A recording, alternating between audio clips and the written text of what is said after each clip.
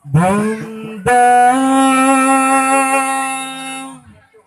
engkaulah muara kasih dan sayang, apapun pasti kau lakukan demi anakmu yang kau sayang. Bunda,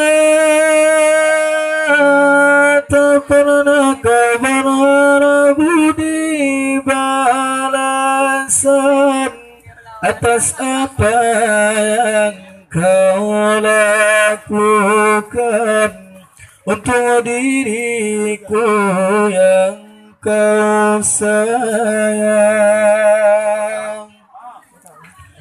Saat diriku dekat dalam sentuhan peluk kasihmu dan sayang, saat ku jauh dari jangkauan doamu kau sertakan. Maafkan diriku Bunda, kadang tak sengaja ku membuat relung hatimu terluka.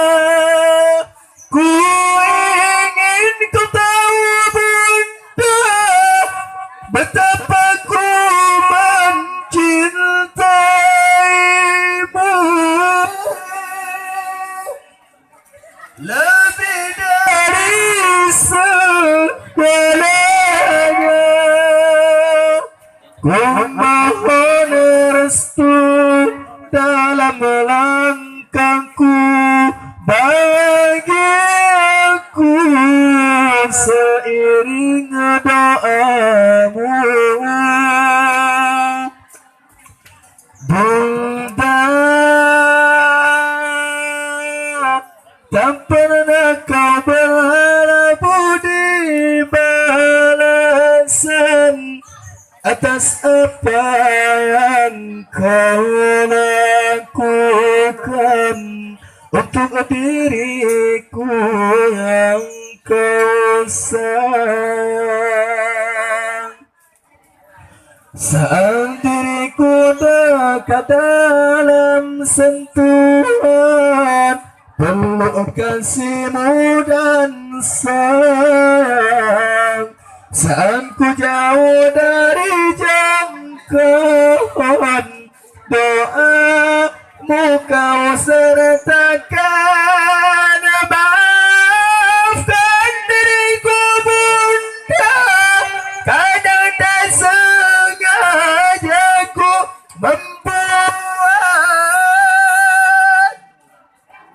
relung hatimu terluka. Ku mohon restu dalam langkah